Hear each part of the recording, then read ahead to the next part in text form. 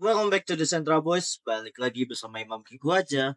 Karena kali ini di konten tentang carbon credit token ini sama Mas Good Febriansa ya. Ini pembahasannya cukup menarik dan cukup lugas ya. Jadi tonton sampai habis, jangan di skip-skip ya atau cuma nonton awal-awalnya doang karena ini ilmunya penting banget guys. Langsung aja check it. Aman, aman. Iya, ini Oke. sambil nunggu Om tadi, kita tuh sempat bahas project yang ada Regen Market sih. Tapi mungkin sebelum ke bahas contoh-contoh project dan aplikasi, mungkin boleh nih sedikit cerita-cerita lah ke teman-teman gitu. Konsep carbon credit tuh kayak apa sih? Mungkin buat teman-teman yang di Web3 yang belum ngerti carbon credit gitu. Kalau pertama gue mau minta maaf dulu ya, kesiangan Oh nggak apa-apa Om, macetnya Jakarta. Iya macetnya ampun dah, di luar prediksi untuk hari ini. nggak apa-apa Om. Di Oke, sini nongkrong di app tuh santuy kok. Lanjut Om. siap, siap, siap. Jadi eh, kalau ngomongin carbon credit itu apa? Jadi itu kayak semacam instrumen ya, instrumen keuangan yang diterbitkan oleh suatu badan terpercaya. Nah, badan terpercaya ini bisa pemerintah atau pihak ketiga kayak swasta. Nah, si carbon credit ini pasti punya underlying-nya gitu. Nah, underlying-nya proyeknya bisa banyak ya. Bisa dari serapan hutan, bisa dari konversi sampah, misalkan sampah yang asalnya tidak bernilai menjadi bernilai, kemudian dari konversi energi listrik bersih, misalkan dari panas bumi, dari sinar matahari, gitu kan. Terus atau dari sektor pertanian misalkan ada kotoran hewan misalkan untuk konversi jadi energi gitu juga bisa.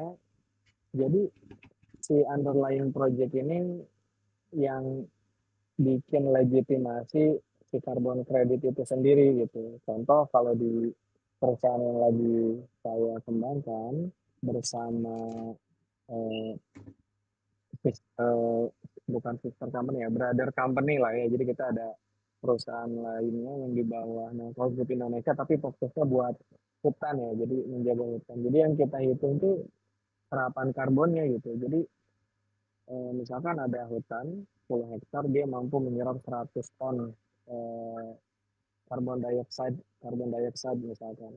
Artinya si serapannya nanti bisa disertifikasi jadi 100 karbon kredit gitu. Nah, si 100 karbon kredit ini yang dijual beli, diperjualbelikan di pasar. Pertanyaannya, yang belinya siapa? Yang belinya itu perusahaan-perusahaan yang pengen mengklaim bahwa mereka berkontribusi pada lingkungan. Kayak gitu. Karena perusahaan-perusahaan ini kalau di Eropa dan Amerika itu dituntut untuk menghitung berapa banyak sih emisi polusi yang mereka keluarkan di perusahaan mereka gitu. Dari listriknya, dari transportasinya, dari penggunaan supply chain industrinya dan banyak lah ya. Nah itu mereka hitung, nanti ketahuan tuh berapa banyak emisinya. Nah mereka wajib beli karbon kredit, misalkan emisi perusahaannya 50 ton karbon dioksida misalkan. Nah dia wajib beli 50 ton karbon kredit juga untuk pemenuhan emisi tadi. Nah, baru bisa klaim kalau perusahaan mereka ini berkontribusi buat lingkungan. Nah, uang yang didapat sama pengelola hutan dari hasil ngejaga hutannya, dari penjualan karbon kreditnya itu digunakan untuk tadi ya kesejahteraan si karbon developernya, kesejahteraan hutannya, kesejahteraan biodiversity, flora fauna di dalamnya, kemudian masyarakat di sekitar hutan juga sama. Jadi ini semacam instrumen ekonomi yang bagaimana caranya itu bisa memberikan insentif untuk perusahaan yang kelebihan excess profit untuk dialirkan mostly ke banyak lingkungan. Jadi eh, semacam game economics gitu deh. Gitu teman-teman. Oke, itu berarti kan kalau tadi kan sebenarnya ini yang dibeli itu adalah konversi ya. Jadi Apa konversi sih? limbah energi gitu sebenarnya. Honey lemon tea. Nah, tapi kalau misalnya dibeli, misalnya nih masyarakat individu beli gitu, itu Mm-mm. apakah dia mengkontribusi berarti dengan membeli carbon credit ini berarti dia sudah mengurangi limbah CO2, emisi CO2 gitu. Karena kan kalau di aku googling nih carbon credit conversion kan dalam metric ton CO2 nih gitu. Nah, berarti apakah satu Mm. carbon credit itu udah pasti kayak oh kita udah ngilangin 1 ton CO2 nih gitu sebagai individu gitu. Iya, jadi kalau individu kan volunteer ya. Volunteer itu artinya tidak ada kewajiban untuk melakukan pemenuhan emisi, yang diwajibkan itu adalah perusahaan. Terus kalau individu itu memang lebih ke altruisme ya. Jadi eh, memang individu yang aware terhadap lingkungan, individu yang aware bahwa kontribusinya terhadap lingkungan itu bukan hal kecil ya. Mungkin kelihatannya kecil ya, kita beli 1 ton karbon kredit, tapi dari underlying projectnya misalkan sampah, atau misalkan tadi ya dari biomass misalkan ya, underlying projectnya. Itu kontribusinya besar sekali gitu, karena eh, bisa menghidupkan si project developer yang mengembangkan underlying projectnya gitu. Jadi bayarnya makin luas, bukan hanya si corporate, tapi ada apa ya, consumer ya. Jadi kayak consumer yang mereka bertanggung jawab gitu. Mereka mengkonsumsi tapi juga mau bertanggung jawab atas limbah yang mereka gunakan gitu dari konsumsi. Nah, individual ini bisa berkontribusi di area itu, teman-teman. Hmm. Misalnya kan benefitnya nih misalnya kalau beli satu carbon credit nggak mesti individu atau perusahaan ya, kalau kita beli dan saat ini kan orang tuh persepsinya oh carbon credit tuh aset lingkungan masa depan gitu, jadi karena orang di otaknya adalah aset, mindsetnya aset itu akhirnya harus ada cuan timbal balik gitu. Nah, sedangkan kalau carbon credit tadi kan dengan konsepnya itu kan sebenarnya lebih kayak oh kita tuh membeli kembali sisa energi yang sudah tidak terpakai agar agar itu menjadi modal untuk membersihkan kembali polusi apa emisi sisa emisi tersebut gitu. Nah, ini tuh konsepnya secara ekonominya gimana sih gitu. Oke, sebenarnya tujuan dari, balik lagi ya, tujuan dari eh, carbon credit itu adalah untuk supaya ekses profit dari carbon emitter lebih banyak dikontribusikan buat lingkungan ya. Artinya goal utamanya adalah untuk lingkungan gitu. Jadi bahkan di situ tidak ada kata cuan sekali ya, karena kata cuan ini masih agnostik nih. Cuannya mau buat siapa? Apakah buat si project developernya? Kalau buat project developer tentu pasti jadi cuan, karena upaya mereka dalam membersihkan lingkungan, menjaga alam dihargain sekarang gitu. Ada nilainya gitu dan dibayar gitu kan. Nah, kalau cuannya perspektifnya dari spekulator, investor yang mereka nggak cenderung invest di proyeknya nih, gitu kan, mereka lebih cenderung kayak pengen spekulasi gitu di masa beli carbon credit dalam jumlah banyak ya sih ya. Tapi di istilahnya mereka coba hold gitu ya, karena tahu di masa depan itu harganya bakal meningkat gitu, karena kan sekarang forecastingnya bakal lebih banyak demand ketimbang supply ya. Bahkan penelitian terakhir yang dilakukan salah satu riset, gue lupa namanya, itu tuh tahun sampai 2050, 2035 sampai 2050, 1 tonnya itu harganya bisa sampai 180. Artinya kan ada peningkatan tajam dari yang sekarang masih $15 gitu. Nah, bisa jadi si spekulator ini beli carbon credit memang tujuannya untuk itu tadi ya, untuk ngejar cuan tadi, karena tahu di masa depan harganya bakal meningkat. Tapi dalam perspektif perusahaan, kalau kita beli karbon kredit, tujuannya untuk pemenuhan emisi, ya harus digunakan untuk pemenuhan emisi, nggak boleh di hold.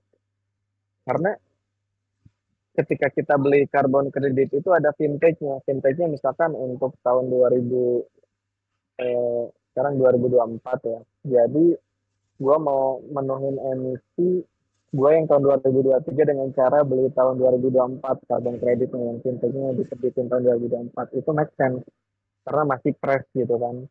Nah tapi ketika gue beli carbon credit dengan vintage tahun 2023 tapi gue hold gitu sampai tahun 2030 misalkan terus sebagiannya gue jual tapi sebagiannya lagi setengahnya lagi gue untuk retire pemenuhan emisi gitu. Nah itu udah mulai salah cara berpikir corporate-nya gitu karena goal utamanya bukan lagi untuk pemenuhan emisi tadi tapi malah untuk ngejar profit kayak gitu. Nah, jadi kata cuan ini agnostik ya teman-teman. It's depend siapa yang mau spekulasi di situ. Karena yang spekulasi di situ pastinya bukan hanya broker, tetapi juga individual. Karena kan individual sekarang juga udah mulai melek ya, di mana platform investasi aja udah banyak sekarang kayak di Ajaib misalkan atau di Indodex misalkan atau toko kripto. Mungkin bisa jadi mereka ke depannya membuka pasar baru gitu ya, pasar baru khusus untuk apa carbon credit gitu. Ini artinya individual bisa spekulasi juga gitu di situ, gitu teman-teman. Nah, ini ada statement menarik di sini. Katanya petani sama pemilik tanah tuh juga bisa menjual karbon kredit gitu. Karena setiap tanah tuh juga menyimpan karbon gitu ya. Dan nanti Ya, dapat terima karbon kredit. Nah, kalau secara konvensional tuh cara beli karbon kredit tuh gimana sih? Karena kan buat orang awam sendiri kok tiba-tiba baru dengar karbon kredit tiba-tiba udah di tokenize gitu. Awal mulanya nih kalau cara belinya karbon kredit tuh gimana sih gitu? jadi carbon credit itu mainan negara maju. Jadi I mean di negara berkembang pasti kebanyakan orang belum tahu ya, karena ini benar-benar kayak aset yang sangat eksklusif. Jadi hanya segelintir orang aja yang benar-benar eh, paham gitu ya fungsi dan peran carbon credit. Nah, kalau secara konvensional di Indonesia saat ini memang masih ekosistemnya belum terbentuk secara apa ya komprehend gitu. Tapi kalau di luar itu ada bursa karbon khusus bursa karbon. Jadi nanti seperti biasa user daftar dulu ke salah satu bursa, kemudian ada proses KYC ya kan. Nah, nanti dari proses KYC itu user harus deposit uangnya misalkan. Kemudian udah deposit uangnya baru bisa milih proyeknya mau yang ada di negara berkembang yang mana gitu kan. Afrika, kemudian ada negara-negara lain yang bisa dilihat di situ ya terus underlying projectnya banyak bisa dari geothermal bisa dari hutan kemudian kalau udah yakin dengan salah satu project di review dulu oke misalkan dengan story si projectnya bagus kemudian kita cek harganya masuk nggak dengan budget apa climate action yang mau dipakai sama perusahaan kita gitu kan kalau sesuai budget beli berapa misalkan 300 ton kita beli nanti belinya spot market juga bisa di sistem jadi kita beli harga di spot market sudah dapat baru kita bisa retire tuh langsung di situ retire untuk pemenuhan emisi kita. Nah tapi kalau kita mau jadi spekulator ataupun broker kalau kita udah dapetin si carbon kreditnya bisa kita hold dulu di sistem bursa karbonnya. Nanti ketika harga pasar lagi bagus, baru kita jual di situ. Gitu teman-teman. Ah, ini kalau di Indo kan baru-baru nih tahun lalu kalau nggak salah September ya baru apa mulai dibuka gitu ya untuk B2B. Nah, sebenarnya nih kalau misalnya gua nih sebagai individu merasa punya banyak duit dan pengen berkontribusi di lingkungan tapi cuma mampunya dari duit gitu, beli carbon trade exchange. Nah itu KYC-nya harus punya perusahaan dulu kah atau emang ada cara-cara tertentu? Karena ini kayak kalau dilihat so far platformnya itu harus atas nama perusahaan gitu untuk mewakili gitu. Bahkan yang di As, oke. ya, Hmm, oke. As my understanding, kalau yang ada saat ini ya, itu kalau B2B memang harus masukin profil perusahaan sih, kompro dan sebagainya ya. Kemudian harus punya akun juga, akun karbon registrinya di SRNPI, Sistem Registry Nasional Perubahan Iklim Indonesia yang ada di bawah Kementerian KLHK. Jadi registry itu mungkin logiknya kayak wallet kali ya. Jadi kita punya saldo karbon kredit di situ, terus bisa transfer ownership gitu dari akun saya misalkan ke akun Imam. Nah, tapi Imam harus daftar juga, harus punya akun di SRNPI supaya ada address-nya. Nanti si bursa juga sama, dia harus punya akun di SRNPI, punya address-nya gitu. Sama lah kayak kalau kita mau deposit ke salah satu exchange, pasti exchange punya address-nya juga kan. Nah, si address-address ini yang ngelola itu SRNPI atau kita sebut carbon registry ya, carbon registry. Jadi untuk B2B sekarang memang mungkin quite easy lah ya buat eh, masuk ke bursa. Buat individual juga, buat individual mungkin gue belum punya pengalaman ya daftar langsung ke IDX beli karbon di sana gitu. Karena gue lihat yang diperdagangkan masih kayak kemarin REC ya, Renewable Energy Certificate gitu, belum ada PCU karena masih banyak regulasi di Indonesia yang mengatur bahwa perdagangan karbon ini masih banyak polemiknya nih sekarang, dan dugaan saya nggak bakal selesai sampai apa rezim yang baru ganti gitu. Jadi perdagangan karbon yang sifatnya underlying-nya hutan itu masih banyak polemik. Yang kedua, sekarang banyaknya beli RES ya, Renewable Energy Certificate. Tapi itu bisa dikategorikan semacam eh, apa ya, penembusan dosa juga untuk scoop 2 ya. Scoop 2 itu penggunaan listrik. Penggunaan listrik hmm, kita. Jadi Bank BRI beli misalkan 300 REC misalkan untuk memenuhi 300 megawatt hour yang diproduksi oleh suatu bank BRI misalkan kayak gitu kan. Di scoop 2-nya. Karena kan listrik kita sekarang sumbernya dari batu bara. Jadi setiap 1 megawatt per hour yang diproduksi oleh batu bara itu ada emisinya 3 kilogram kayak gitu. Oke. Ini berarti bentar lagi ada slogan kalau Anda warga negara yang baik, belilah karbon kredit dari listrik Anda. Mungkin bayar pajak dulu mas. Iya, iya ini tapi oh iya kalau ngomong soal pajak nih tadi di artikel sih ada bilang ada yang pajaknya ditagih ke pemilik tanah atau petani yang emang ngasilin karbon kredit gitu. Tapi sebelum dipajakin sebenarnya nge-track karbon kredit yang dihasilkan tuh apakah ada alatnya khusus kah di lapangan atau gimana nih? Oke, sebenarnya untuk menghitung itu very very scientific. Jadi itu benar-benar sangat-sangat teknis banget. Kayak apalagi kalau di soil carbon ya, kan itu ngitung karbon, eh, menghitung kadar serapan karbon dioksida di dalam suatu daerah tanah gitu ya.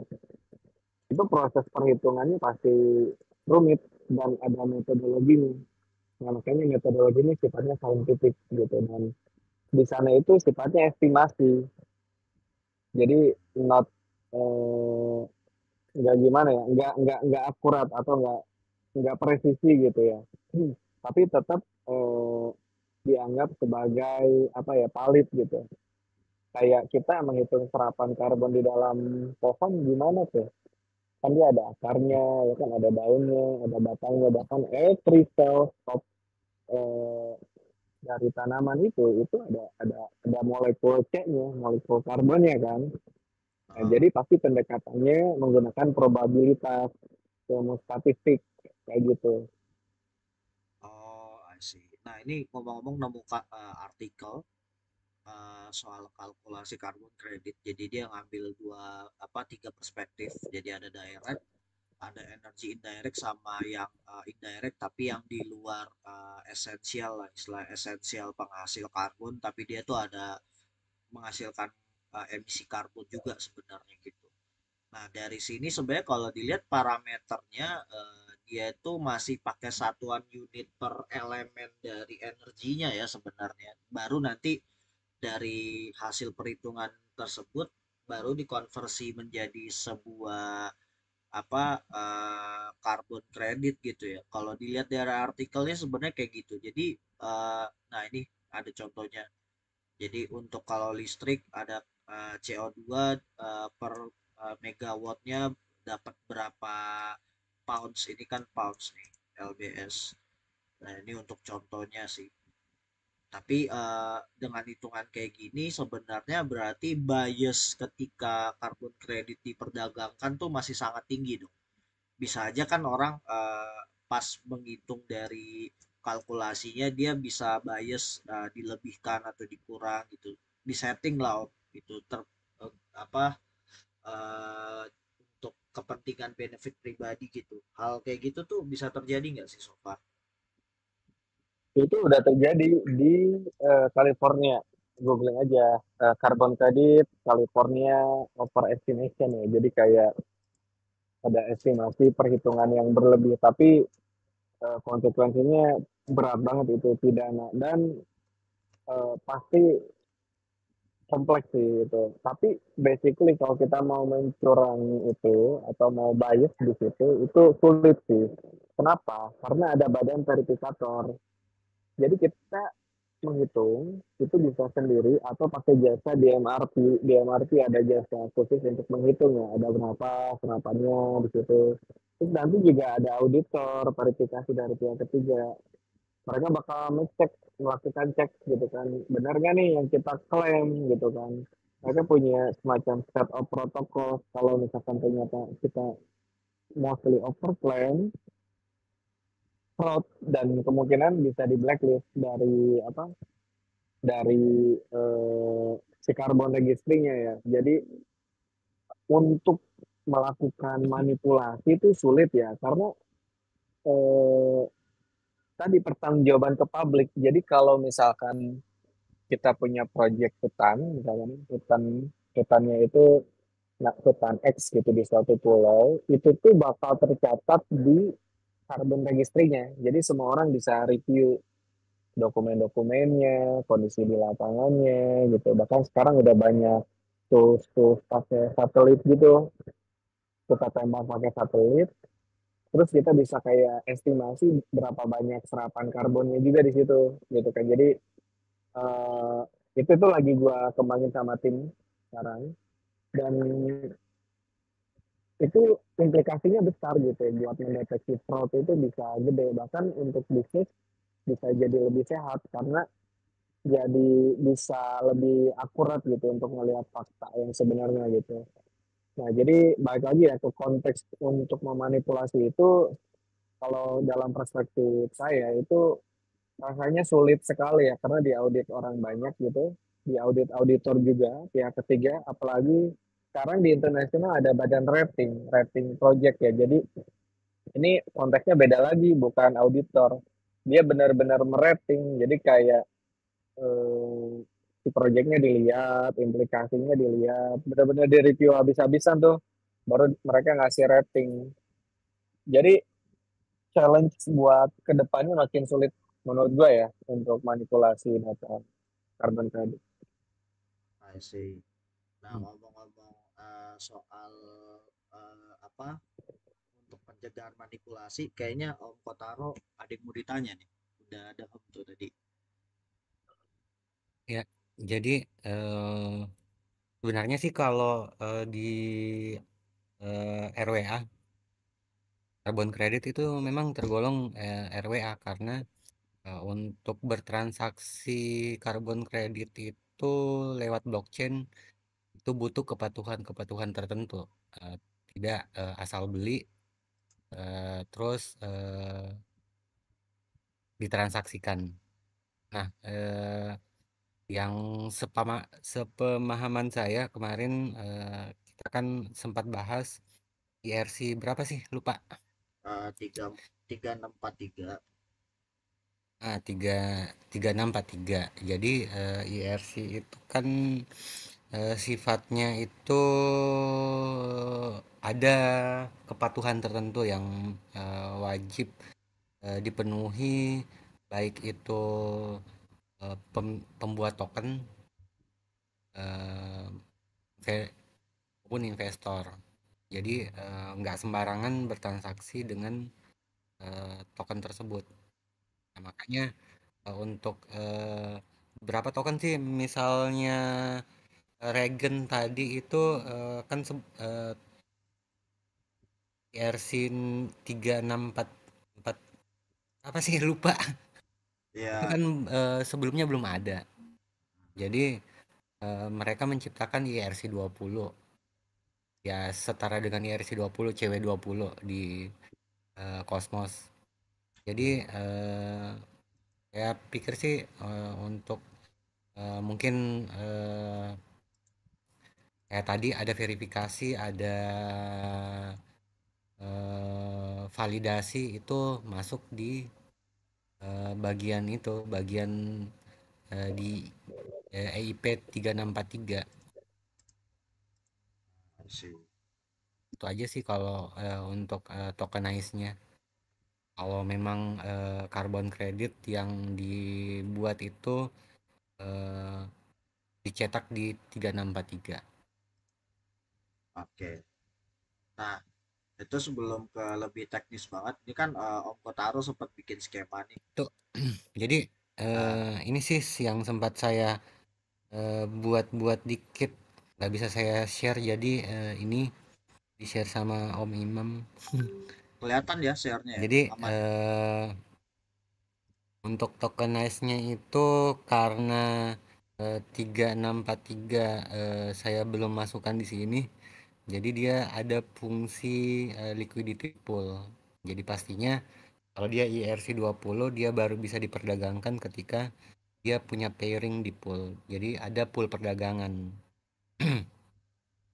Nah, untuk proses ini, untuk proses atau skema dari carbon capture mungkin Om Gun lebih paham lah. Cuman untuk tokenize-nya saya coba buat skemanya seperti ini. Jadi skemanya itu dari referensi yang saya baca itu project untuk carbon credit itu ada beberapa project yang bisa digolongkan sebagai carbon credit atau carbon capture. Jadi itu seperti dijelaskan tadi Om Gun, energi terbarukan, project penanaman hutan, terus inisiatif lain yang mengurangi emisi. Mungkin beberapa inisiatif lain yang nanti bakal disebutkan lagi Om sama Om Gun. Terus eh, dari sini itu kita bakal berhitung soal nilai project. Jadi di carbon project itu pastinya ada nilai project. Nah, itu masuk di liquidity pool. Jadi liquidity poolnya itu nilai project dibagi jumlah token atau supply token yang bakal dirilis. Itu kemudian jadi carbon credit token. Nah, kalau di beberapa referensi itu carbon token itu masuk dalam kalau IRC 20 kan dia termasuk di DeFi. Kalau untuk RWA khusus untuk carbon credit itu dia masuk di refi, regenerative finance. istilah baru. Jadi di sini saya buat dia sebagai refi. Kenapa Jadi fungsinya dibilangnya itu eh, kita kalau tiap kita berbicara soal kripto pasti eh, kita punya utilitas kecuali meme ya. Jadi kripto kripto meme itu ya utilitasnya ya sekedar instrumen perdagangan. Nah, di RWA biasanya eh, kita mm, mengenal itu pemodalan kolektif. Jadi tiap-tiap semisal kemarin ada yang di-share sama Om Gun itu Goro ya, goro.id apa yang Iya, itu kan betul. sistemnya pemodalan kolektif. Jadi Hmm. vilanya belum vilanya belum ada tapi ini bakal dibangun dengan modal kolektif. Jadi tiap-tiap orang bisa investasi dengan membeli token. Jadi jumlah token itu setara total supply token itu setara dengan biaya pembangunan, dan nilai aset yang akan dibangun.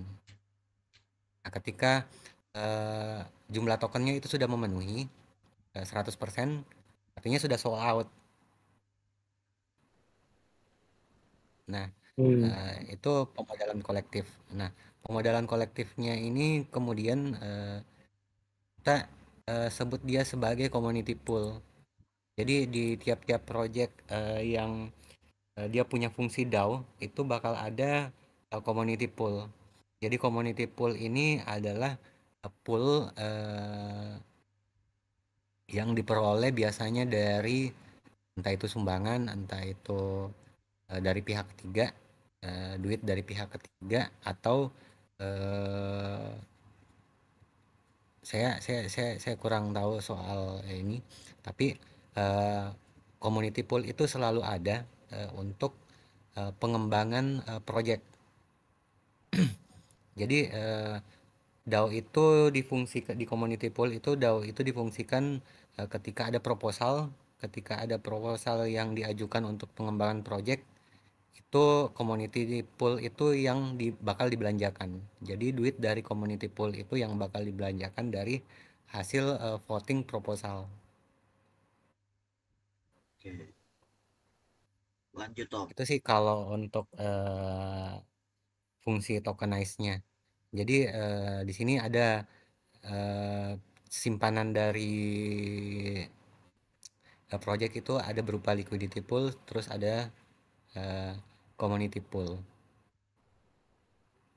Nah, di sini selanjutnya kalau dia eh, RWA dengan EIP 3643 itu mesti ada eh, verifikasi. Masih ada verifikasi dan itu bakal diverifikasi dulu sebelum dicetak ke IRC 20. Jadi IRC IRC 3643 sebenarnya IRC 20. IRC 20 yang di dalamnya ada sertifikat, ada validasi, ada terus ada berkas-berkas yang lain yang eh, memberikan nilai dari satu project. Jadi ketika dia jadi IRC 3643 dia tidak memerlukan lagi eh, pairing pool. Jadi semisal kasus RWA NFT dari eh, rumah. Jadi ketika kita buat satu rumah di NFT kan kemudian diklaim sebagai RWA, terus dipecah di fraksional jadi IRC 20, itu artinya kita mesti siapkan rumah dulu, eh, rumah sebagai asetnya, terus kita mesti siapkan pool sejumlah nilai aset. Jadi eh, itu buang-buang duit. Nah, ketika RWA atau EIP 3643 ini muncul, eh, pegangan dari nilai aset itu adalah sertifikat atau apa ya, hasil audit atau verifikasi yang em, menegaskan kalau nilai aset tersebut adalah sekian.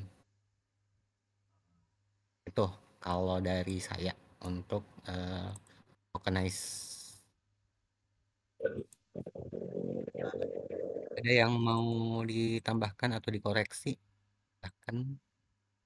Ya, gimana Pak? Menarik sekali ya presentasinya Mas. Kotaro Nyabi, wah Nyabi guys, dari nyadar. Oke, mungkin challenge yang paling berat di tokenized carbon itu adalah the sweeping floor issue, yaitu isu paling susah untuk di-crack sih sampai hari ini. Jadi sweeping floor issue itu menanggapi terkait tokenizing karbon ya.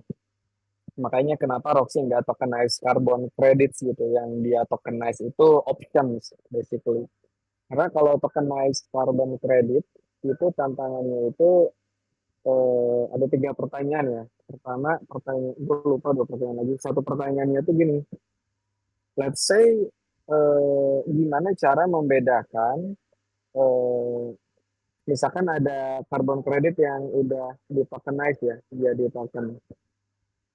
Nah, gimana cara membedakan eh, dari token itu kualitasnya berbeda gitu. Contoh, misalkan bisa jadi eh, dua token itu merepresentasikan dua underlying project yang berbeda ataupun sama, tapi kualitas projectnya berbeda. Nah itu sampai saat ini masih challenging di apa ya, di solve nih di pasar, karena udah ada pengembang-pengembang besar kayak token protokol, terus gua lupa ya, ini lama banget nih isu ini tuh tahun 2021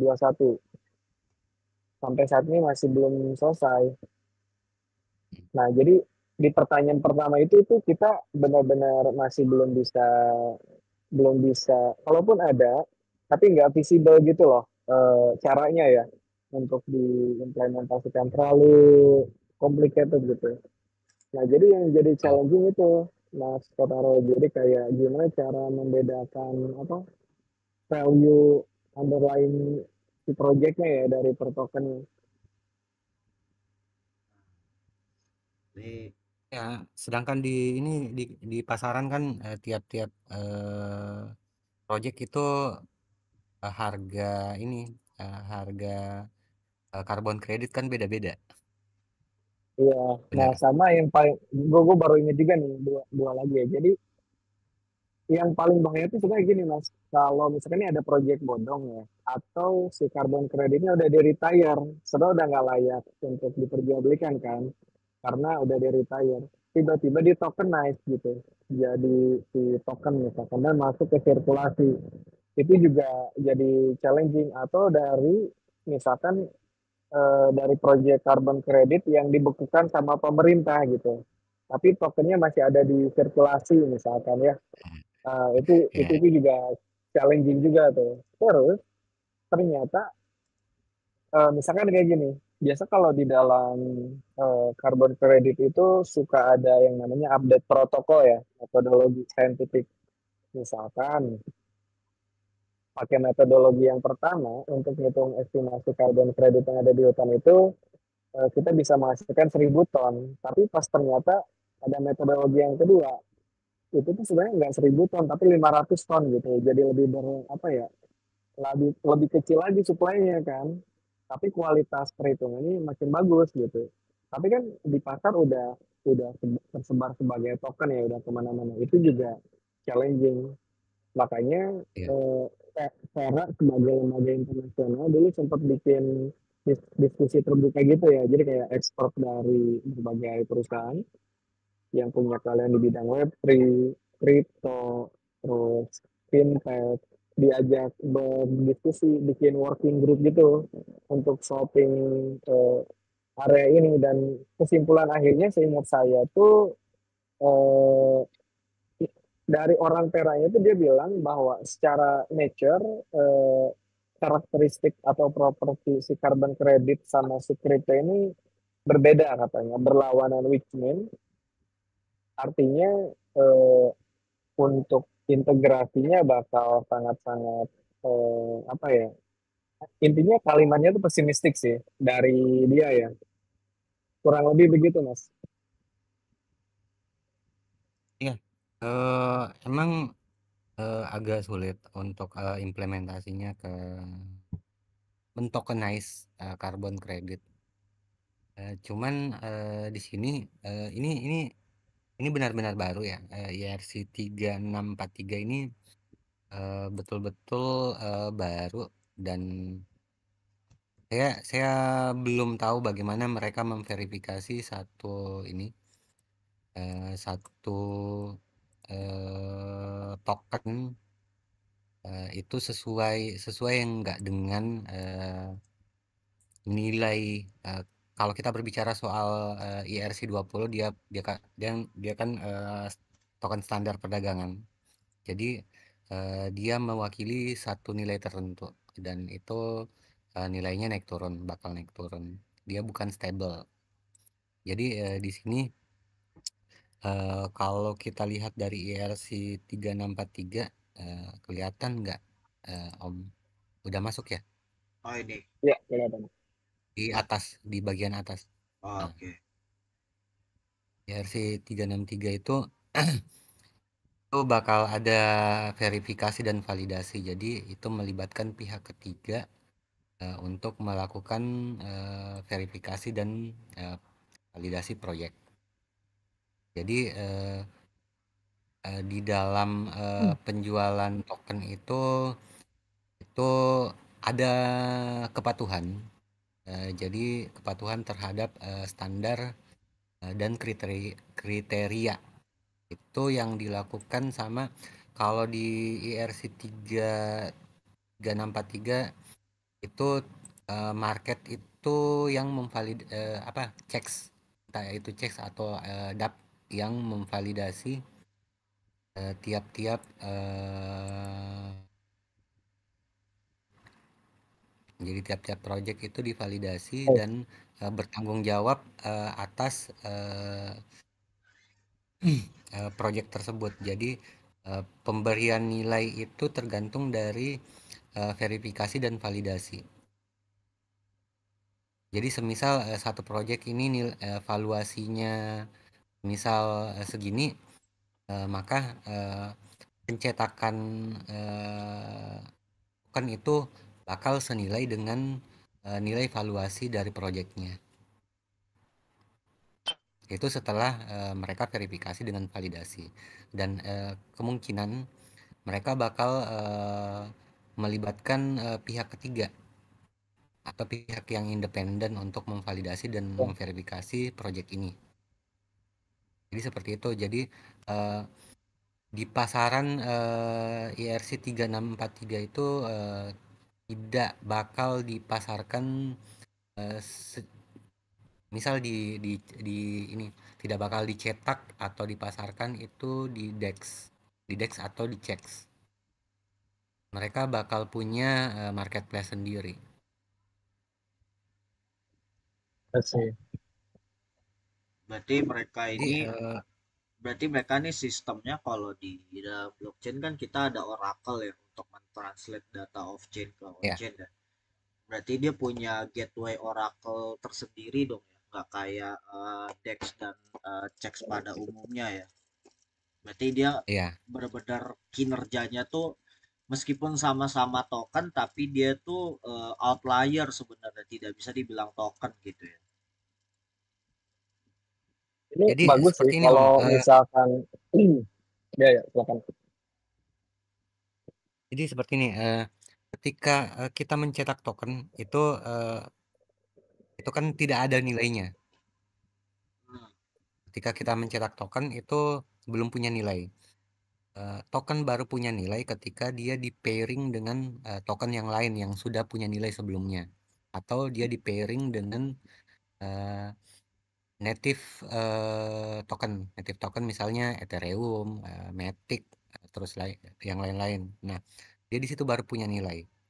Sedangkan untuk IRC 3643 kita tidak harus pairing dia dengan native token atau stable coin yang lain. Jadi dia bakal di pairing dengan entah itu sertifikat atau entah itu hal lain yang memberikan dia nilai. Nah, berarti pairingnya dia tidak apple to apple ya sebenarnya ya. Ya, dia pairingnya dengan misal rumah dia dengan sertifikat rumah, sertifikat tanah. Walah, lucu juga ya konsepnya. Ya, Mas Gun tadi silakan tadi mau lanjut ngomong apa? Ya, Ya, Amin, ide bagus ya gagasan. Gue suka banget diskusi-diskusi yang kayak gini. Orangnya dikit, tapi konsentrasi gitu ya. Sama dulu nggak ada yang pernah nyangka organisasi cyberpunk yang isinya dosen-dosen, ahli kriptografi sama mahasiswa digital, tapi jadilah Bitcoin. I mean, gue beli inovasi ya, artinya eh, mungkin bisa jadi nih ERC 3643 jadi game changer buat carbon credit ke depannya ya pemenuhan infrastruktur. Nothing impossible. Jadi eh, bisa jadi ada semacam pembaruan secara total di ekosistem perdagangan karbon kredit itu sendiri. Namun memang karbon kredit itu kayak bisa dibilang kayak satu keilmuan baru ya. Jadi itu gue udah hampir 3 tahun nih mas di Roxy untuk memahami karbon kredit itu masih selalu aja ada hal baru ya tiap tahunnya gitu. Kayak yang paling terbaru tuh tahun ini ada biodiversity credits ya. Jadi itu ya, kayak menciptakan kredit tapi dengan cara menjaga flora dan fauna gitu ya. Terus teknologi yang dipakai di dalamnya quite advance juga. Misalkan pakai eco akustik nih yang kita taruh mikrofon, kemudian kalau ada suara burung-burung nanti AI yang mempelajari suara burung itu. Ada spesies apa aja di sana. Kemudian kita bisa taruh kamera trap juga kan untuk ngecek apakah hewan-hewan yang udah mau punah masih ada atau enggak, kesehariannya kayak gimana, behaviornya kan, dipelajari. Nah, barulah dimonetisasi ke dalam bentuk biodiversity credit.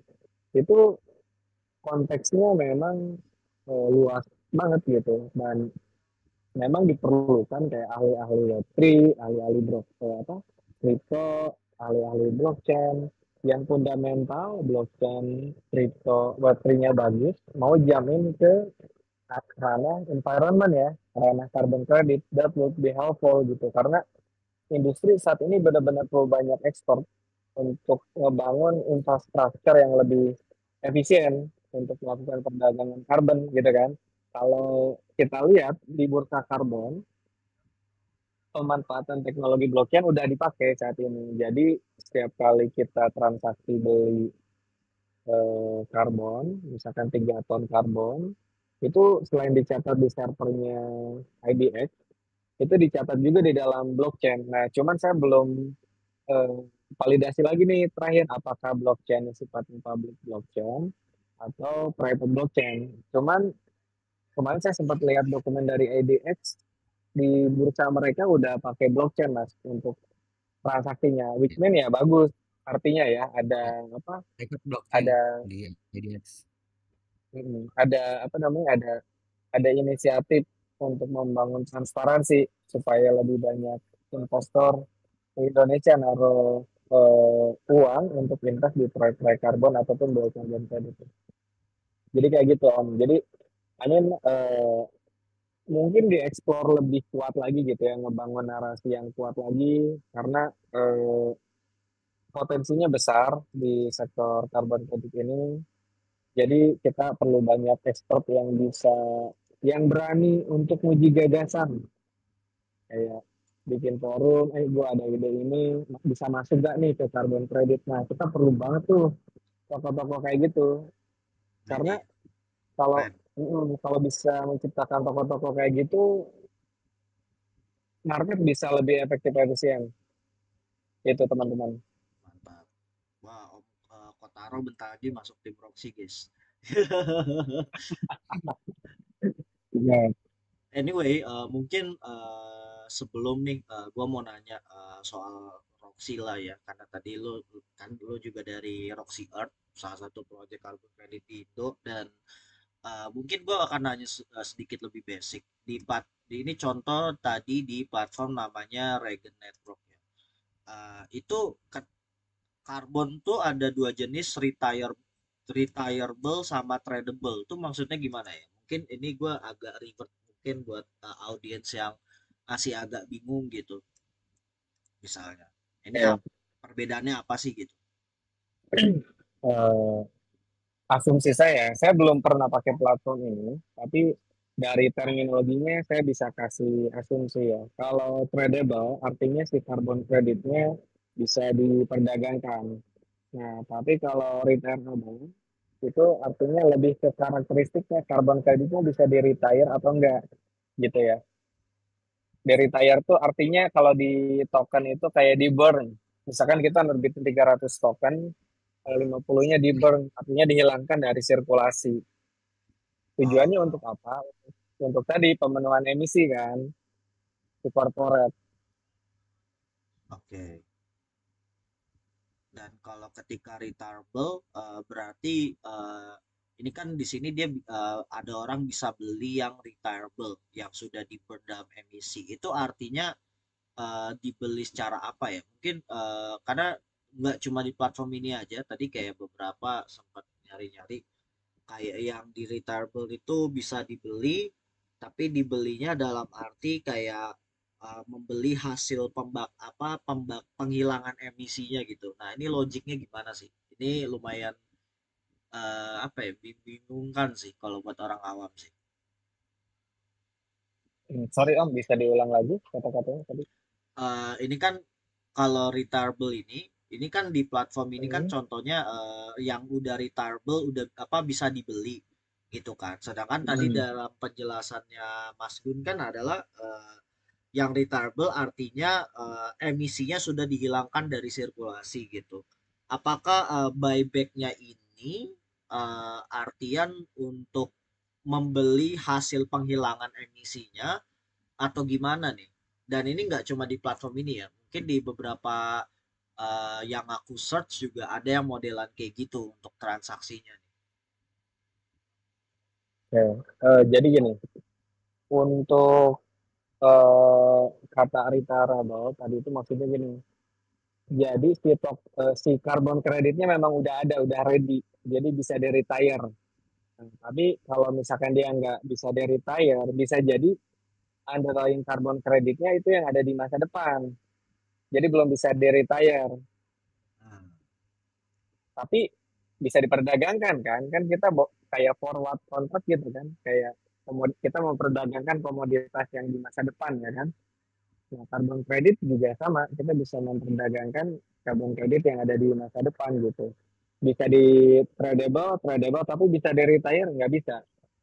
Nah, jadi batasan yang saya lihat kalau misalkan dia tradable tapi nggak retirable, berarti itu underlying-nya carbon credit yang ada di masa depan. Kalau misalkan dia bisa retirable, berarti carbon creditnya memang udah ada underlying. Menarik ya, keren keren. Berarti sebenarnya ada dua opsi ya untuk pembelian. Jadi membeli yang carbon credit yang sudah ada dan juga yang sifatnya nanti untuk penjaminan di masa depan gitu. Kayak misalnya kita pingin beli jauh-jauh hari supaya ketika emisinya sudah dikeluarkan kita bisa klaim itu sebagai kredit pelepasan lah ya. Kurang lebih kayak gitu ya Om. Betul, Oh, betul, betul. Jadi untuk pembelian itu bisa banyak ya beli carbon credit. Bisa forward contract, bisa option. Nah, kalau Roxy kan option ya, kita beli option. Atau equity financing, investasi ke projectnya, atau spot market. Ada 4 cara untuk beli carbon credit. I see. Nah, ngomong-ngomong cara beli karbon kredit tadi yang ada empat cara, mungkin dari Roxy dulu nih yang option. Kebetulan teman-teman, mungkin gue bakal ini karena sambil di record juga sebenarnya. Jadi gue bakal jelasin dikit. Jadi waktu itu gua bisa dapat token proxy itu karena pernah datang di podcastnya mereka ya. Tapi waktu itu bahasnya ya di luar carbon credit sih. Tapi mereka mau nge-up topiknya untuk gua. Thank you banget. Nah, ini kan kalian lagi ada public testing nih, gitu ya. Nah, ini tuh public testingnya tuh mungkin boleh nih dijelasin konsepnya nih biar gua bisa nyoba-nyoba lah untuk testing tradingnya, konsep transaksi dari tokennya nih. Jadi mungkin sedikit acknowledge nih buat teman-teman di sini juga. Oke, ini jagoan saya lagi hadir nih di sini. Sentijar, Sentijar. Halo Wes, Sam. wes Om Sam Pijar, let's go. Jadi ini Sam Pijar dari Roxy Art juga guys. Halo Om. Halo, halo. Ya, Halo, Om. Ya. oke. Nah, kayaknya kalau ngejelasin ini paling keren emang Sentijar langsung nih yang jelasin. Sam, ambil alih Sam. Let's Enggak go. lah. Jadi sebenarnya public testing ini kita memang lagi ngetes sistemnya Roxy sih. Kita coba tradingin tapi pakai token dummy gitu. Daun sama VRoxy. Daunnya itu buat ngegantiin IDR, terus VRoxy-nya itu buat gantiin Roxy token diri. Cuma memang teman-teman yang penasaran sih bisa lihat, tapi udah nggak bisa ikutan nih, sayang banget.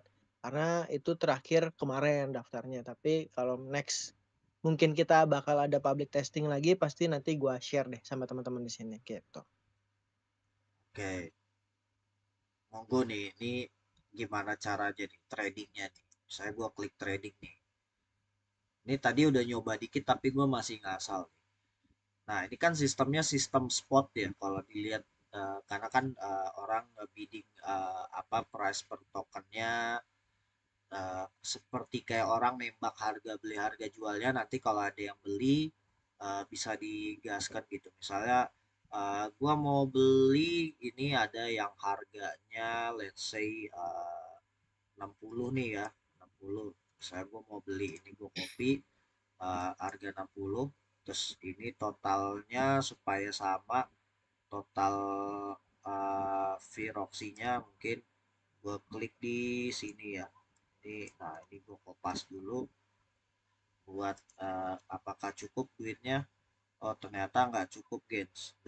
Daunnya cuma dikit, berarti kita kurangin setengahnya ya, berarti goceng misalnya. Nah ini ada 300.000, gue beli nih by Veroxy. Nah bisa nggak, nah dia udah tereksekusi, gue sekarang udah ada tokennya guys.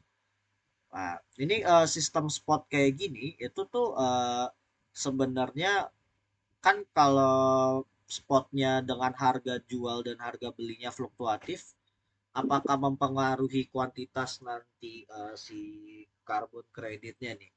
Nah, karena kan yang kalau gue paham ini cara jual belinya cuma spot trading tapi ya udah gitu aja gitu loh. Nggak ada yang spesial gitu. Mungkin Om Sam boleh cerita dikit nih. Nah, kalau soal teknis itu mungkin sama Om Gun nih yang lebih jago. Gimana? Silakan Mas Gun. Waduh, Sam udah jago lempar bola nih sekarang. Oke, basically underlying kan ini kayak hampir bisa dibilang cara kerjanya mirip dari Patik ya. Jadi underlying carbon credit, underlyingnya itu bakal mempengaruhi harga tokennya nih. Jadi kalau misalkan harga karbon kreditnya naik, misalkan ke $180, ke $200, otomatis bakal mempengaruhi harga si optionnya, which means si Roxy tokennya. Jadi kalau ditanya apakah underlying-nya kalau berubah harganya akan mempengaruhi si optionnya, oh jelas bakal mempengaruhi juga. Menarik. Berarti mempengaruhinya tuh lebih secara likuiditas atau pas di saat apa ya, median floor price apa sih, floor price ya, harga harga terendah, harga tengah dari harga terendah. Nah itu bahasa Indonesia. Nah, apakah mempengaruhi itu? Jadi yang bakal mempengaruhinya itu adalah demand-nya ya. Karena demand dari si underlying project-nya tinggi, mahal, artinya ada keterbatasan untuk mendapatkan garansi jaminan akses akses terhadap supply-nya gitu. Nah, ketika itu terjadi, orang yang punya option bisa mengatur pricing-nya ya. Jadi pricing-nya bisa kita tingkatkan at certain degree gitu eh, untuk bisa mengimbangi pasar tadi ya. Pasar ini mampunya beli optionnya sampai berapa sih gitu kan. Karena kalau harga karbon kredit $200 gitu kan atau $500 artinya ya demandnya gila banget.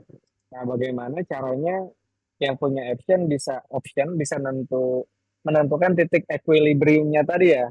Kira-kira optimumnya di angka berapa gitu kan. Nah, Oh, itu betul. bakal itu bakal jadi challenging buat para si buyer sama buat para si seller untuk nemuin angka itu. Menarik juga ya. Jadi sebenarnya kita harus memastikan demand jual dan belinya tuh nggak boleh terlalu jomplang gitu. Kalau di likuiditas mungkin kalau di anak kripto di DEX kita untuk pasang limiter gini itu make sure demand yang beli dan jualnya tuh nggak jomplang supaya apa ya si likuiditasnya ini nggak rontok cenderung ke apa uang cashnya ataupun ke tokennya lah gitu. Jadi kalau terlalu banyak di tokennya di cashnya dikit, akhirnya ketika ada orang yang menjual tidak bisa terbayarkan gitu istilahnya. Berarti macet, tunggu harus ada orang yang beli lagi sejumlah demand dia baru bisa lancar ya. Jadi manual banget gitu ya. Gitu. Iya. Yeah. Oke.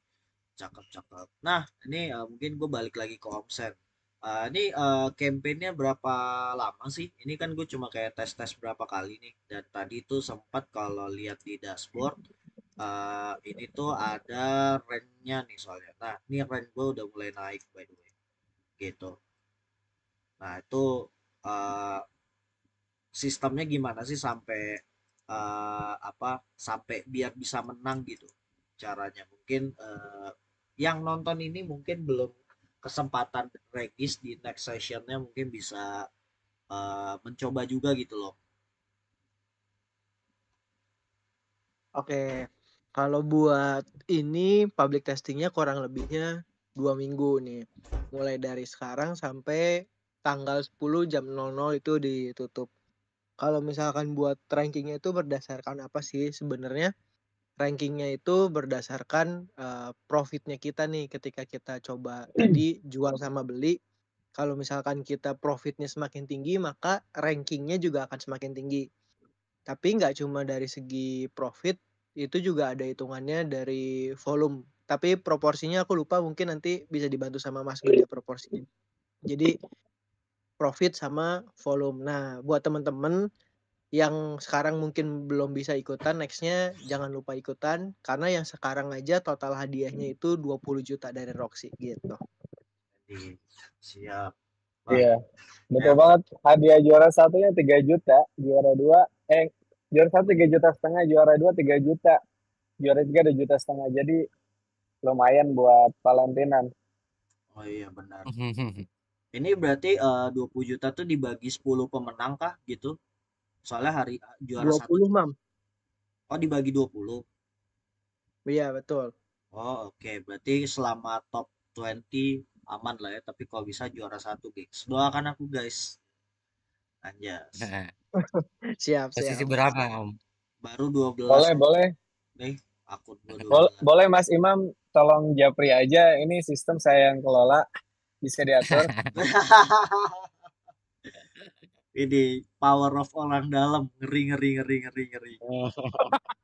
Iya, bahaya deh. Anyway, ini sebenarnya baru konsep simple spot tapi carbon credit ya gitu.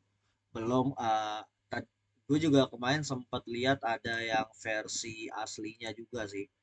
Ini tuh cuma kemarin pas mau depo fiat kayaknya gue lagi tanggal tua, jadi gak jadi gue beli yang asli. Ini jadi dari token proxy itu bisa di-convert jadi ini ya, apa CCRTB. Nah, CCRTB ini apa sih, Om? CCRTB itu kita jadi punya rasio. Misalkan untuk satu right to buy itu kita perlu 50 token, ya kan?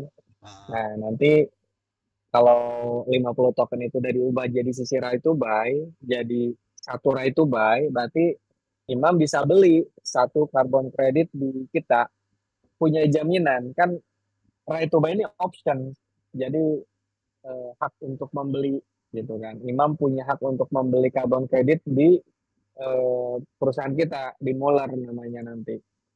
Udah punya, nah Imam udah punya 5. Jadi ntar pas pasar karbon meledak, Imam nggak kesulitan lagi cari karbon kredit karena udah punya jaminan.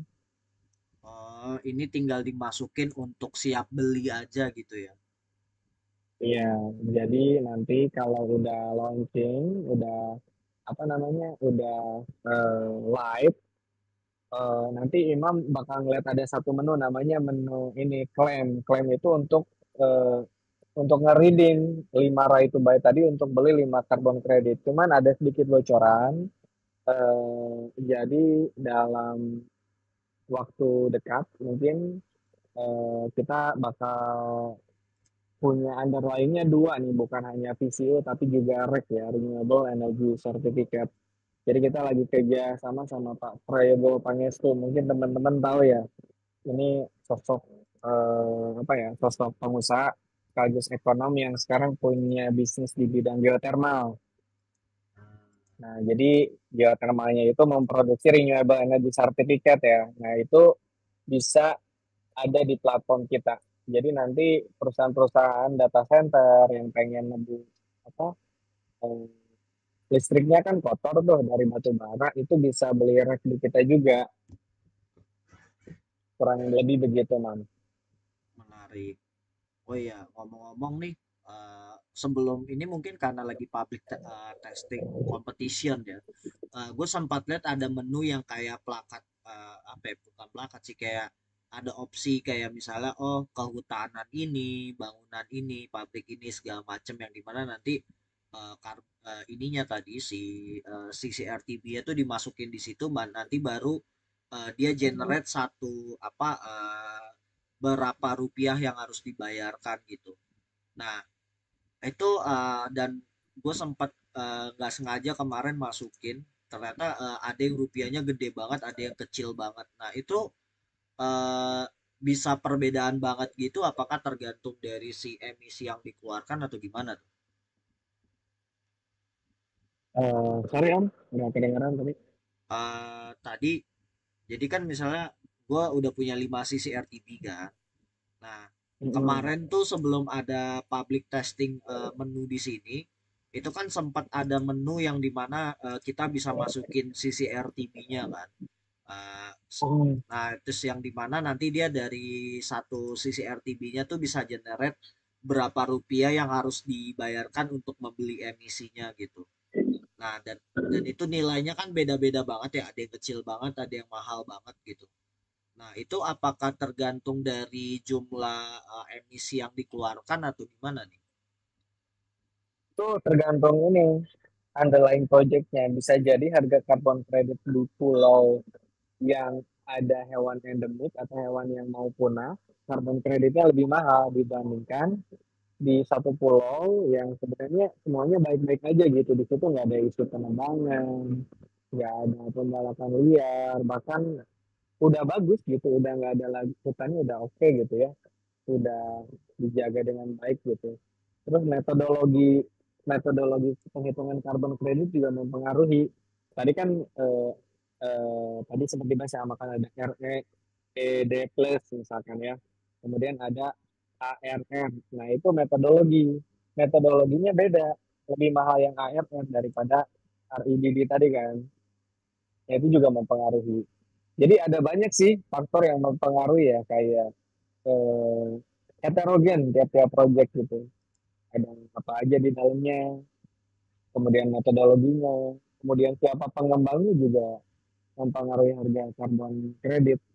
Karena pengembang yang dipercaya itu nentuin apa kualitas si project gitu. Jadi kalau pengembangnya abal-abal bisa jadi mempengaruhi ke karbon juga gitu. Hmm, I see. Berarti sebenarnya banyak faktor lah ya, dari hewan yang udah mau punah sampai mungkin bangunan dan tempatnya seperti apa lah ya gitu.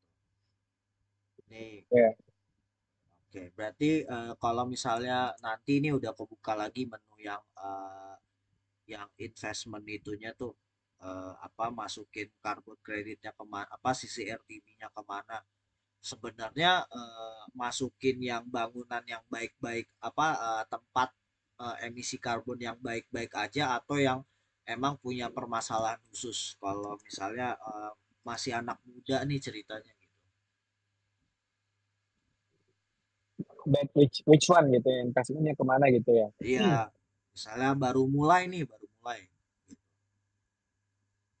Nah, kalau intentionnya untuk cuan itu berarti lebih ke kita bakal ngelihat sih secara teknis ini karbon kreditnya kalau underlying-nya ARR berpotensi bisa besar buat kedepannya. Tapi kalau the intentions bukan untuk cuan, untuk benar-benar mau contribute contribute ke lingkungan, bakat individual gitu, bakat individual ya. Itu kita bakal ngelihatnya dari mana yang paling bermasalah nih, man. Wah, di sini harimaunya sudah diburu misalkan sama masyarakatnya gitu, atau bahkan ada faktor lain gitu, seperti gajah, kayak gajah itu areanya udah dibabat sama sawit gitu. Sementara ngurus gajah itu kan habitatnya besar kan, lahannya harus gede banget gitu kan. Sementara kalau lahannya semuanya udah dibabat ya gajahnya juga jadi nggak bisa hidup karena dia mau nggak mau bakal balik lagi gitu ke area itu. Nah itu kita ngeliat dari implikasinya nih, implikasi di lapangan. Makanya bagus kalau ada proyek karbon gini. Jadi kayak menuntut anak-anak muda untuk melihat lagi. Kayak kita kan yang di kota saat ini pasti nggak tahu kalau gajah lagi dibantai. Bahkan mungkin nggak tahu juga ada harimau di kebun binatang yang sekarang udah pada mati. Atau ada pemburuan liar misalkan. Nah, dengan adanya proyek karbon, kita jadi bisa lebih tahu nih, Man, apa yang terjadi di daerah gitu. Kayak lahan dibabat habis untuk sawit, gajah mati masuk lubang anaknya gitu kan. Terus harimau masuk ke daerah manusia gitu karena tadi ya ada konflik lahan di area itu gitu. Nah, jadi proyek karbon ini ngangkat narasi-narasi tadi gitu. Jadi anak-anak muda yang aware, pengen bisa terlibat di situ, sekarang bisa kontribusi juga gitu, Man. Ah, I see. Jadi ini lebih kayak eh, kita tuh investasi nasib alam lah ya sebenarnya. Kalau logiknya kan gitu ya. Jadi misalnya kayak tadi the extreme case, pembantaian gajah yang dilindungi, berarti dengan membeli karbon kreditnya mungkin at least modal itu bisa dipakai untuk membenahi hal ini gitu. Itu bener nggak sih logiknya? Atau mungkin gue salah? Hmm, pertanyaannya berat. Iya. Jadi mungkin nggak sepenuhnya ya, Mam. Nggak sepenuhnya carbon credit to solve that issue. Gua rasa yang kita hadapi di lapangan lebih rumit dari itu.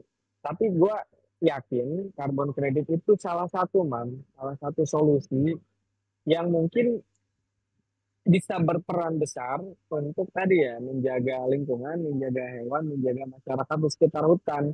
Karena problemnya adalah masyarakat sekitar hutan pasti ngebabat hutan, pasti apa namanya merusak hewan karena mereka ada ada challenge yaitu kemiskinan gitu. Nah, jadi lebih rumit sebenarnya di lapangan. Makanya carbon credit ini harus bisa solving isu masalah kemiskinan di masyarakat sekitar hutannya juga supaya tadi ada bentuk kesadaran bahwa apa lebih baik menjaga hutannya tapi dapat carbon kreditnya daripada kita ngebabat hutannya gitu karena malah nggak jadi punya pemasukan buat kedepannya karena karbon kredit itu kan diterbitin setiap tahun. Nah, jadi kalau setiap tahun diterbitkan, terus masyarakat dapat implikasi dari penjualan karbon kreditnya, Jadi ada pemasukan tetap tiap tahunnya. Gitu, Mam. Gue udah mulai ngerti di mana profitable-nya nih, yang membuat orang engage untuk menjaga lingkungan, tapi in the same time dia profit untuk implikasi untuk dibayarkan kembali ya. Menarik, menarik. Anyway ya, Om Kotaro mau nambahin apa nih? Ya, Ya, biasanya kan ya. kalau Kalau biasanya kalau kita berhubungan dengan kripto, ya pastinya kita bakal berpikir soal keuntungan, soal benefit eh, dari perdagangan. Jadi makanya eh, istilah namanya refi itu ya keuangan regeneratif. Jadi regenerative finance. Jadi ini eh, bisa jadi salah satu eh, mirip DeFi lah, mirip DeFi di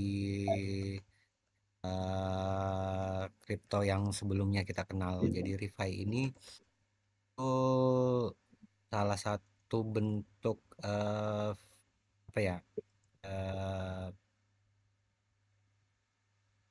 sistem keuangan dalam blockchain. Oh, tapi ini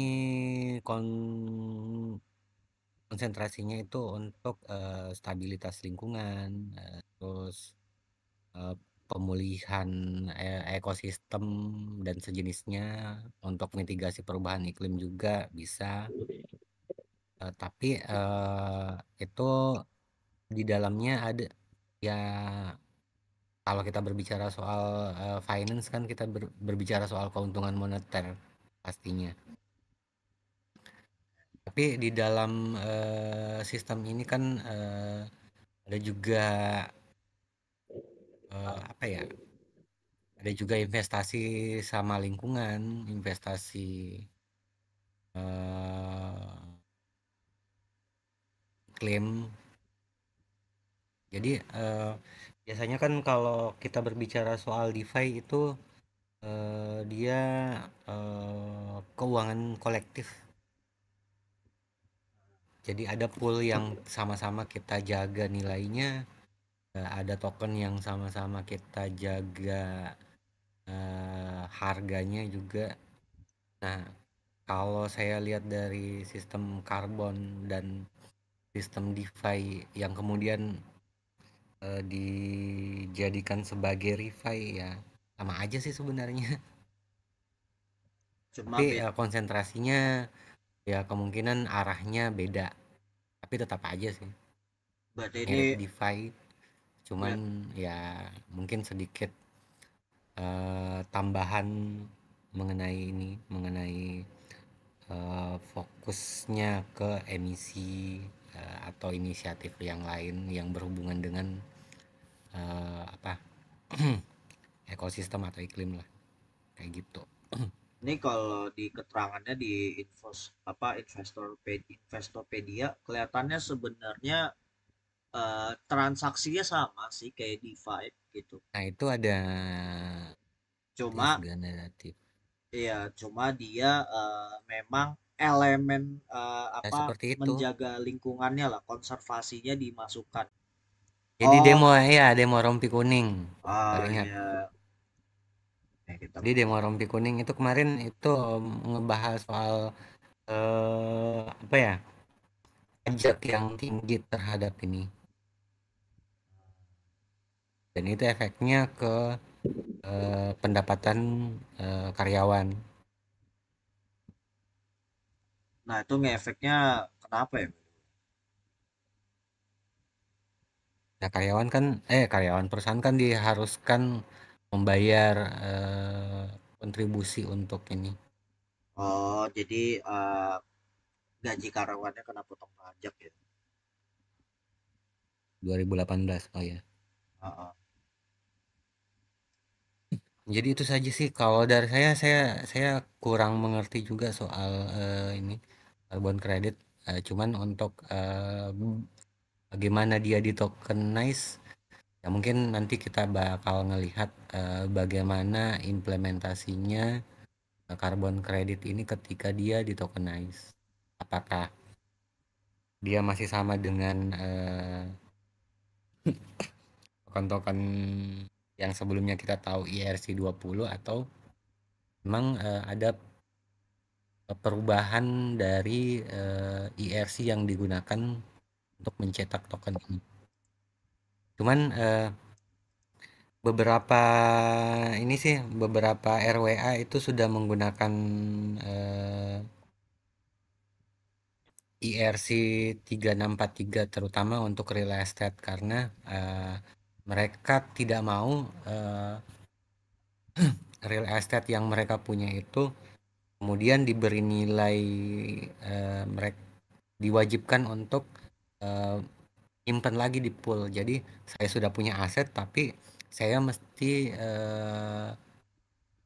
buat pool perdagangan juga. Jadi artinya itu udah 2 aset yang mereka harus siapkan. Makanya untuk RWA itu ya 363 itu mewakili dari satu aset tertentu yang dinilai.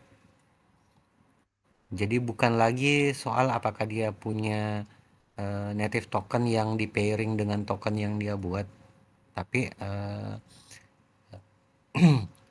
token itu token yang dibuat untuk mewakili sebuah aset itu adalah misal sertifikat atau jaminan yang lain yang tidak mengharuskan si pemilik aset itu memiliki menyiapkan pool perdagangan. Itu sih kalau dari saya untuk RWA. Nah sih, ternyata lumayan kompleks ya. Rex Anyway, protokol ya. ya ini sebenarnya gue pengen banget nyoba. Namanya apa tadi? Regen ya, Regen. Oh nggak Jadi ada. untuk bertransaksi di RWA ya Iya, ada syarat-syarat tertentu yang mesti dipatuhi. iya. Mungkin gue bakal Om coba. Imam, mic-nya nggak ini ya? Oh iya, dari tadi gue ngomong nggak ini ya. Iya. Anyway, ini halo Mas Din, WhatsApp, Maji, nice to see. Ini emang di penghujung bahasan sebenarnya. Jadi tadi waktu sebelum Mas Gun datang, Mas Sam datang, sebenarnya gua mau apa? Gua sama Om Kotaro mau coba ini, iseng kayak oh beli retirable carbon creditnya, coba kayak oh gue pengen nyoba platformnya, which is gue udah connect wallet gua di sini. Cuma lagi kurmot gitu, tapi gua nggak tahu di wallet Cosmos gua apakah udah ada yang bisa gua swap balik untuk mungkin ya jajan sedikit lah. Ini 3 hampir apa $4 kurang kan harusnya nggak gitu laham lah ya. Jadi harusnya sih oke. Kayaknya token Regen itu ada di beberapa ini, ada di beberapa jaringan IBC. Di Osmo ada. Gitu. Dua semua ada. Oke, ini kok gua nggak bisa. Toiletnya jalan ada. Kenapa? Sorry, kenapa? Kenapa Om? Tadi kok. Bukan. Sorry. Oh, oke. Nah, ini kayaknya wallet gua ngebug kan tandanya kayak iya, dibilang bang udah capek bang dari tadi gitu. Sumpah deh tuh nggak bisa di unlock dari tadi. Apa mungkin karena Kepler gue nyala, gue nggak ngerti juga. Anyway, sebenarnya gue pengen buat nyoba platform ini, basically cara beli token carbon creditnya yang returnable. Karena gue juga sendiri sebenarnya orang biotech, which is ya biotek yang gagal sih. Termasuk Bung Not Papa Cipapu atau apa Not Papa whatever his name is, dia juga orang biotek bareng gua dulu, cuma ya kita jadi anak web 3 si paling web 3, dan ternyata ya kita diingatkan kembali ilmu kita soal ini ya, jadi cukup menarik. By the way, sebelum gue mau ending sesi ini karena ternyata kita udah lumayan ya 1,5 jam dan pembahasannya cukup menarik. Mungkin dari Bro X atau Bro Not Papa nih mau nanya-nanya. Masih mantau aja nih Bang sambil belajar dunia perdivayan dan sejenisnya. Wede, siap, mantap. Anyway, gue mungkin sempat nih karena kemarin kan Roxy Earth bikin board game tentang carbon credit ya, emisi karbon ya, dan gue nyobain juga. Kira-kira ready release di publik kapan nih? Siapa tahu mungkin kalau misalnya gue review lagi, mungkin lebih spesifik ke Roxy Earth-nya, review tentang token Roxy Earth di kemudian hari di channel Decentral Boys, dan mungkin gue bisa review juga board gamenya for fun aja. Kita saling support aja dan sharing knowledge. Kapan nih kira-kira rilis tuh? Board game ya. Mm-mm. Oke, kayaknya yang tahu itu Sam deh. Soalnya di grup tadi lagi banyak inovasi ya. Eh, Cuman gue sempat lihat ada game yang lagi dikembangin kemarin, cuma detailnya gue lupa, sorry. Kapan launchingnya ya, itu yang tahu Sam. Tapi kayaknya bakal sebelum Roxy launching deh dugaan saya. Untuk ngangkat lagi itu ya, apa awareness-nya ya. Karena kan public testing ini juga tujuannya buat eh, public awareness-nya people dulu gitu. Kita ngelihat waktu seminar ada banyak sekali pertanyaan, sampai 55 pertanyaan yang sangat liar pertanyaannya. Kemudian lomba trading juga udah cukup banyak yang ikut. Mungkin game itu bisa jadi pemanis ya sebelum kita launching rencana kita launching bulan April, teman-teman. Untuk launching Roxy Token ya.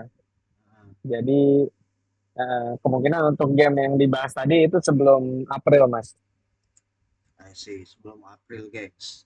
Jadi remind gue kalau misalnya udah rilis mungkin gue bakal make a review, maybe ya. Tapi let's see how it goes. Karena gue juga seneng sih mainin board gamenya kemarin. Alright, board game emisi itu bikinan Sam. OMG, teman-teman Yayasan Indonesia Cerah. Oke nih, Mas Din ngechat. Blockchain validasi. Oke, Yayasan Indonesia Cerah. Oke, gue Google dulu, guys. Yayasannya set, gue copy, gue taruh dulu. Siapa tahu teman-teman Yayasan Indonesia Cerah. Oh ini, I see. NGO untuk advance. Oh keren, keren, keren. Om Gun, roadshow-nya sudah di mana aja Sorry? untuk Roxy? Roadshow-nya. Oh, belum banyak, Mas. Kita baru public testing aja sih sama seminar kemarin. Belum roadshow. Oh, Makassar. Makassar. Iya, Iya. Om Kotaro di Makassar. Om Kotaro di Makassar. Tak Iya. kira di Jaksel.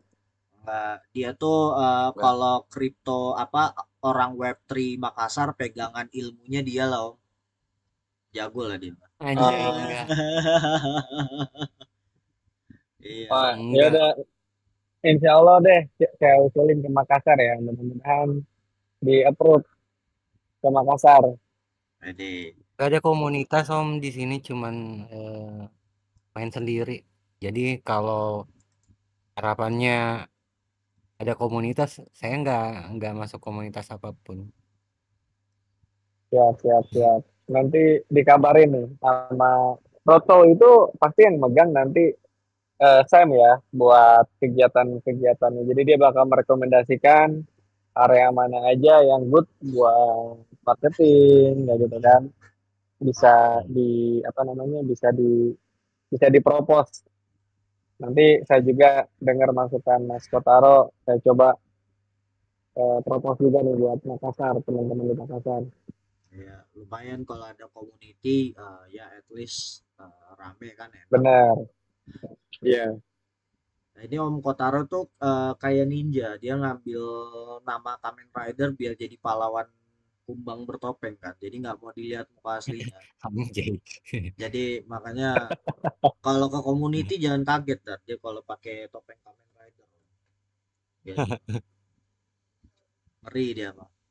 Jadi ini Mas Din lagi type panjang nih. Oke,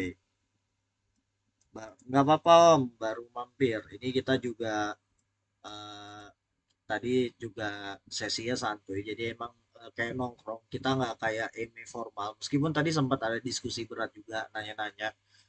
Jadi siapapun sebenarnya boleh nanya. Dan mungkin sebenarnya habit ini tuh bakal kita adain tiap Senin. Jadi tiap Senin sebenarnya jam idealnya kita tuh jam 8 lah ya. Ini kita startnya setengah 9 karena kan Mas Gun kemarin bilangnya setengah 9 ready. Nah, kita sebenarnya start biasanya jam 8 dan biasanya kita tuh cuma ngulik-ngulik sesuai sesinya, nongkrong di app itu ngulik di app atau aplikasi-aplikasi kripto yang lagi happening, lagi ngetrend atau mungkin sekedar garapan airdrop atau mungkin ada insight knowledge baru kayak gini kita kulik gitu. Nah, jadi emang kita upload panjang nanti di YouTube. Tujuannya ya emang buat dengerin aja kalian dengerin atau mau lihat kayak cara prosesinya gitu. Jadi kita pengen ngasih tahu oh kalau nongkrong pakai nyobain aplikasi kripto tuh ternyata nggak seruah yang dipikir gitu loh. Jadi enak lah gitu. Alright, Hmm. Jadi ya kripto nggak sekedar trading kan? benar. Ya itu yang pasti sih. Anyway, mungkin gua bakal mau close aja. Gua belum makan malam by the way. Tapi ini jujur nice session sih, sumpah. Mungkin kemarin tuh sebenarnya yang antusias banyak banget. Cuma mungkin karena target audiensnya untuk yang carbon credit ini sempat gua reach out beberapa, mungkin belum terbiasa Discord kali ya. Gitu. Jadi ya, Ya, wes, betul. ya meskipun sebenarnya kalau Discord share screen tuh enak banget sih ngobrol, the best lah. Kemarin kemarin saya share ke teman-teman juga kan, mau ikut. Yang jadi masalah nggak terbiasa pakai Discord. Iya. Nah, ada nggak Zoom? Lah Zoom. Iya, kita di Discord kan supaya kalian setelah sesi di sini juga bisa share yang lain. Jadi nggak silaturahmi nggak putus, gigs. Iya, Em, betul. Mungkin gua closing dulu ya, Om ya. Alright, Ya. thank you banget yang udah join sesinya dan yang mungkin teman-teman yang nonton di YouTube make sure like, comment dan subscribe YouTube channel Decentra Boys. Decentra Boys bagian dari Scootbit. Jadi basically Decentra adalah sesi edukasi Web3 dari NFT musik label Scootbit guys. Oke, see you guys soon. Thank you everyone.